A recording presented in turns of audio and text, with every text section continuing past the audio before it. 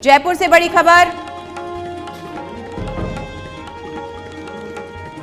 छात्र संघ चुनाव को लेकर बड़ी खबर बता रहे हैं आपको। छात्र संघ चुनाव को लेकर टंकी पर चढ़ गए दो युवक और देर रात समझाइश के बाद नीचे उतारे गए। राष्ट्रीय लोकतांत्रिक पार्टी के से जुड़े हुए थे ये टंकी पर चढ़े छात्र नेता। ये दोनों नेता जो हैं टंकी पर चढ़ गए और चुनाव को रद्द करने, चुनाव नहीं होने के विरोध में अपना विरोध दर्ज कराने के लिए ये टंकी पर चढ़ गए और काफ़ी समझाइश और मशक्कत के बाद इन्हें देर रात नीचे उतारा गया। बड़ा अपडेट दे रहे हैं आपको राष्ट्रीय लोकतांत्रिक पार्टी के बताए जा रहे हैं दोनों छात्र नेता। छात्र संघ चुनाव को लेकर ये खबर बता रहे हैं आपको, जहां पर जब से सरकार ने फैसला किया और यूनिवर्सिटी प्रशासन ने फैसला किया कि इस बार चुनाव नहीं कराए जाएंगे, चुनावों को रद्द कर दिया गया। इसके बाद में राष्ट्रीय लोकतांत्रिक पार्टी के दो नेता, छात्र नेता टंकी पर चढ़कर अपना विरोध दर्ज कराया, जिन्हें बड़ी समझाइश के बाद में देर रात नीचे उतारा गया।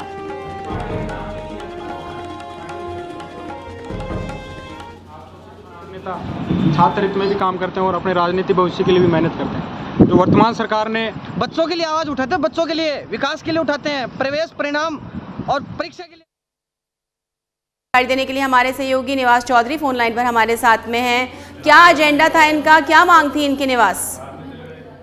देखिए सलिनी, देर रात को दो विद्यार्थी जो हैं, छात्र नेता हैं, वो राष्ट्रीय लोकतांत्रिक पार्टी के दोनों छात्र नेता बताए जा रहे हैं, विनोद बुदौली और कमल चौधरी। दोनों देर रात टंकी पर चढ़ जाते हैं। उसके बाद में पुलिस प्रशासन द्वारा समझाइश होती है, उसके बावजूद वो नीचे नहीं उतरते। फिर हनुमान बेनीवाल द्वारा फोन पर बातचीत होती है। हनुमान बेनीवाल शिक्षा मंत्री जो राजेंद्र यादव है उनसे फोन पर बातचीत करते हैं, कमिश्नर से उनकी बात होती है और काफी समझाइश के बाद में दोनों छात्र नेता है वो टंकी से नीचे उतरते हैं। छात्र संघ चुनाव रद्द होने पर चुनाव करवाने की मांग को लेकर ये दोनों छात्र नेता टंकी पर चढ़ते हैं और काफी समझाइश के बाद में भी नीचे नहीं उतरते। काफी देर तक ये हंगामा चलता रहता है। उसके बाद में जब नागौर सांसद से फोन पर बात होती है, काफी समझाइश के बाद ये दोनों छात्र नेता है वो टंकी से नीचे उतरते हैं। जी, कहाँ पर ये टंकी पर चढ़े और देर रात टंकी पर चढ़े, इसके बाद कैसे पता चला कि ऊपर चढ़ के विरोध प्रदर्शन कर रहे हैं? निवास सुनने में आ रहा है कि एक पेट्रोल की बोतल लेकर ये ऊपर चढ़े थे। हनुमान बेनीवाल और भगत सिंह की जो किताबें हैं वो इन्होंने ले रखी थी और विश्वविद्यालय अंदर जो गर्ल्स हॉस्टल है उसके पास में जो टंकी है वहां पर ये चढ़े थे दोनों छात्र नेता। इससे पहले जो विवेकानंद पार्क राजस्थान विश्वविद्यालय के अंदर है उसमें ये धरने पर बैठे थे। उसके बाद में दोनों छात्र नेता पार्क से निकल कर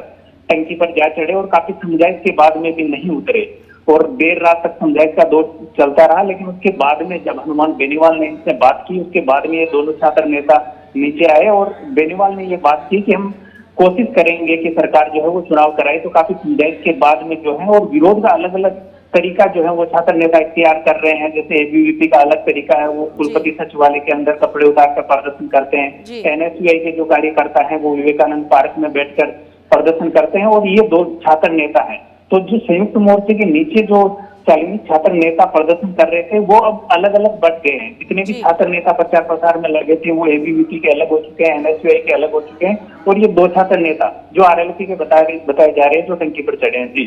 जी निवास, ये वाकई खतरनाक बात थी कि इस तरह से जो नेता है इस तरह से प्रदर्शन करके अपना विरोध दर्ज करवा रहे हैं। ऐसे में पुलिस ने किस तरह से इनको समझाया और अब क्या इन्हें हिरासत में लिया गया है या इन्हें समझाइश के बाद में छोड़ दिया गया है?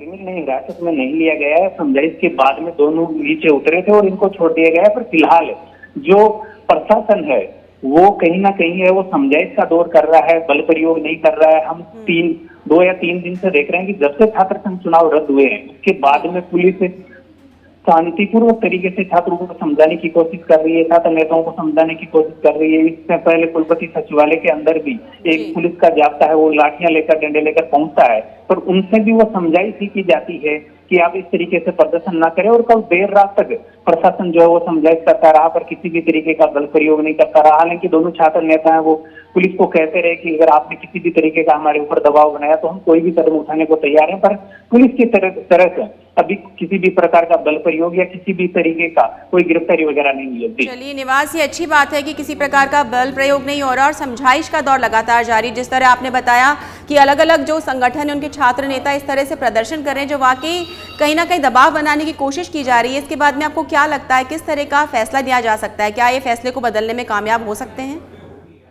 शालिनी, फैसला बदलना इतना आसान नहीं है। अगर सरकार ये फैसला बदलती है तो छात्र नेता कहीं ना कहीं चुनाव में इसका फायदा उठाएंगे। एबीवीपी जो संगठन है वो ये कहेगा कि हमारे दबाव में आकर सरकार ने जो है वो फैसला वापस लिया है। वो पहले से ही कहते आ रहे हैं कि एबीवीपी से जो उनका पैदल मार्च था जो 3 अगस्त से करौली से शुरू हुआ था, 10 अगस्त को जयपुर पहुंचा था, तो एबीवीपी शुरू से ये कह रही है कि एनएसयूआई की हार के डर से सरकार जो है उन्होंने चुनाव रद्द करवाए हैं। तो सरकार इतना जल्दी अपना फैसला वापस नहीं लेने वाली। पर जो छात्रों के विरोध खाली विरोध ही नहीं कर रहे शालिनी, इसके अलावा ज्ञापन देने का दौर भी है, वो शुरू है। कल भी केकड़ी के विधायक रघु शर्मा बिल्कुल को निवास, क्योंकि एक तरीका होना चाहिए अपना विरोध दर्ज करवाने का, और इस तरह से अपनी जान को खतरे में डालना कहीं ना कहीं उचित नहीं है। फिलहाल तमाम जानकारी के लिए बहुत बहुत धन्यवाद।